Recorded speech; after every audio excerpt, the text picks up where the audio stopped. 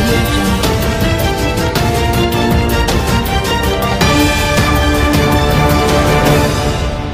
मतलब पेरेंट्स से जा थोड़ा सा दूर होके खुद खेल के आई हूँ अकेले।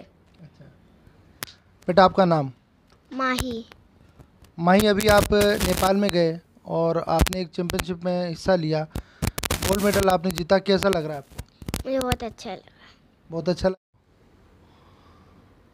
इस समय हमारे साथ डॉक्टर नटवर सोनकार मौजूद हैं और डॉक्टर साहब, बहुत ही हर्ष की बात है, खुशी की बात है कि आपने अपनी तीनों ही बच्चियों को स्पोर्ट्स में डाला और स्पोर्ट्स में भी ऐसा स्पोर्ट्स आपने चुना जो आने वाले समय में बच्चियों के बहुत ज़रूरत और काम की चीज़ है। तो क्या लगा आपको, किस तरीके से आपने अपनी बच्चियों को इस स्पोर्ट्स में डाला है और आज ये अवार्ड जीत रही है, कैसा लग रहा है? सबसे पहले तो मैं तीनों बच्चियों को कॉन्ग्रेचुलेट करूंगा और इनके जो कोचेज़ हैं उनको भी कॉन्ग्रेचुलेट करूंगा कि उनकी मेहनत रंग लाई है और जैसे जैसे वो बच्चियां और कोचेज़ मेहनत कर रहे हैं उसके हिसाब से आज ये रिजल्ट्स भी दे रही हैं। सबसे पहले हमारा जो मेन मोटो था वो सेल्फ़ डिफेंस का था। जूडो कराटे स्पोर्ट्स चुनने का सबसे मेन मकसद जो था वो सेल्फ़ डिफेंस का था। सबसे बड़ी वाली बेटी जो है वो अभी 11 साल की है। ये पिछले 5 साल से लगातार जूडो कराटे की कोचिंग में हमने इसको बराबर मेंटेन रखा है और ये बराबर 5 साल से कोचिंग जा रही है। एग्जैक्टली हमारे तीनों बेटियां हैं और बेटियों के लिए एक सेल्फ़ डिफेंस होना बहुत ज़रूरी है आज के टाइम में, क्योंकि कंडीशंस बहुत ज़्यादा अच्छी बची नहीं है और जब तक आप खुद के लिए कुछ नहीं करेंगे तब तक लोग भी आपके लिए कुछ नहीं करेंगे। तो सबसे पहले खुद को हिम्मत देके और खुद को मोटिवेट रख के और खुद को मजबूत करके ही आप आगे बढ़ सकते हैं, आगे लड़ सकते हैं। स्पोर्ट्स इसलिए है कि स्पोर्ट्स एक टोटल हेल्थ है, फिज़िकल और मेंटल दोनों हेल्थ आपकी इसमें इम्प्रूव होती है। जब तक आप की मेंटल हेल्थ इम्प्रूव नहीं होगी तब तक आप फिज़िकल में भी कुछ नहीं कर पाएंगे। एग्जैक्टली टोटली ओवरऑल देखें तो स्टडी से लेके और रूटीन लाइफ तक सभी में मेंटल एंड फिज़िकल दोनों हेल्थ का बराबर एक हाथ होता है। तो जब तक दोनों हेल्थ आपकी इम्प्रूव नहीं होगी तब तक आप लाइफ में आगे कुछ करने के लिए आपको बहुत ज़्यादा मेहनत करनी पड़ेगी। बट आप अगर स्पोर्ट्स से जुड़े हुए हैं तो आपकी फ़िज़िकल और मेंटल हेल्थ जो इम्प्रूव होती है उसके बेसिस पे आपकी लाइफ बहुत ईजी हो जाती है। सर क्या कहना चाहेंगे, जैसे कि हम देख रहे हैं कि सोनकार समाज में भी काफ़ी बच्चे हैं जो खेलों से दूर हैं, पढ़ाई लिखाई से भी काफ़ी दूर हैं, पिछड़ी भी हैं, हमारे समाज में भी ऐसे बच्चे हैं। तो क्या संदेश रहेगा आज आपका, जिस तरीके से आपकी तीनों बच्चियां आगे बढ़ रही है, क्या संदेश देंगे आप समाज की बच्चियों के लिए? जैसी मेरी बेटियां हैं वैसी ही समाज की सभी बेटियां मेरी बेटियों के बराबर ही है। मैं सभी से ये रिक्वेस्ट करूंगा कि आप भी स्पोर्ट्स से जुड़ें और स्पोर्ट्स से जुड़ने के साथ ही आप डेली लाइफ में बहुत अच्छा कर पाएंगे, क्योंकि उसके साथ में आपका मेंटल और फिजिकल लेवल काफ़ी अलग हो जाता है।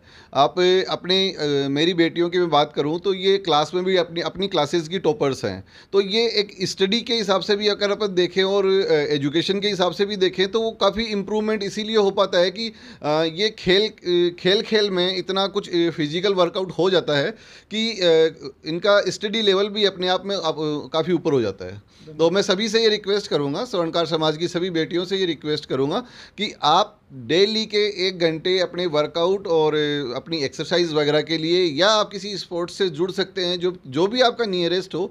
आप किसी भी तरह के स्पोर्ट्स से आप जुड़ने से आपकी फिजिकल और मेंटल दोनों हेल्थ अच्छी हो जाएगी। नमस्कार दोस्तों, अभी इस समय हमारे साथ सोनकार समाज की अनमोल धरोहर जिन्हें हम कहते हैं बेटियां, वो 3 बेटियां भी हमारे साथ मौजूद हैं और इनके जो पिताजी हैं डॉक्टर नटवर सोनकार, जो कि सैटेलाइट हॉस्पिटल में डॉक्टर हैं। आज परवरिश का नतीजा हम देख रहे हैं कि तीनों ही बच्चियों ने लगातार जूडो कराटो के अंदर गोल्ड मेडल जीते हैं। अभी हमारे साथ माही सोनकार है और नेपाल जाकर के आई हैं, काठमांडू जो कि नेपाल की राजधानी है। वहाँ एक जूडो कराटो चैम्पियनशिप में अवार्ड जीते हैं, सम्मान गोल्ड मेडल जीता है। बेटा आपका नाम? माही। माही, अभी आप नेपाल में गए और आपने एक चैम्पियनशिप में हिस्सा लिया, गोल्ड मेडल आपने जीता, कैसा लग रहा है आपको? मुझे बहुत अच्छा लगा। बहुत अच्छा लग रहा है। इसमें किसका श्रेय है? किसने मोटिवेट किया आपको खेलने के लिए? कोच सर ने? पापा ने नहीं किया? पापा ने भी करा। पापा ने भी किया। कैसा लगा आपको, जैसा कि आप खेल रहे हैं अभी, रेगुलर आप जाते हैं सीखने के लिए, कैसा लगता है? मुझे बहुत अच्छा लगता है। बहुत अच्छा लगा। जो और जैसा कि हम आपको बता रहे हैं कि वो 3 बच्चियाँ एक ही परिवार की 3 बच्चियाँ हैं और स्वर्णकार समाज से हैं। देश का और पूरे समाज का नाम इस समय रोशन कर रही है। जैसे कि हम देख रहे हैं कि बच्चियाँ लगातार हर खेल में, स्पोर्ट्स में आगे बढ़ रही है। तो जूडो कराटो में भी ये तीनों बच्चियाँ हैं जो कि स्वर्णकार समाज से हैं और आगे बढ़ रही है। बेटा, आपका नाम? अनक। खनक हमारे साथ इस समय मौजूद हैं और इन्होंने पिछली बार जो हनुमानगढ़ में चैम्पियनशिप हुई उसके अंदर काफ़ी अवार्ड जीते हैं और अभी नेपाल में भी इन्होंने पार्टिसिपेट किया है। बेटा, आप बताएंगे कि हनुमानगढ़ में जो चैम्पियनशिप हुई थी उसमें आपने क्या अवार्ड जीता? मेरे इस बार मेरे कोई मेडल नहीं आया। क्यों? मैं बस 2 पॉइंट से पीछे रह गई, पर अगली बार शायद आ जाए। तो आप जो तीनों सिस्टर हैं एक साथ जाते हैं सीखने के लिए? हाँ। आपका नाम बेटा? मेरा नाम कनक। कनक ने भी इस बार जो नेपाल में जो चैम्पियनशिप हुई है उसमें हिस्सा लिया है और मेडल भी जीता है। कनक, आप बताएंगे आपने क्या मेडल जीता? मैं इस बार। कनक, कैसा लगा आपको मेडल जीत के? मेरे को बहुत खुशी हुई थी कि मैं अलग, मतलब पेरेंट्स से जा थोड़ा सा दूर होके खुद खेल के आई हूँ अकेले। देखिए कितनी हिम्मत की बात है कि इतनी छोटी छोटी जो बच्चियां हैं ये अपने पेरेंट्स से दूर रहकर एक देश से दूसरे देश नेपाल में, काठमांडू में जाकर के इन्होंने उस चैम्पियनशिप में हिस्सा लिया और देश के लिए मेडल जीता। आगे भी ये बच्चियां और भी कुछ बहुत कुछ करेगी।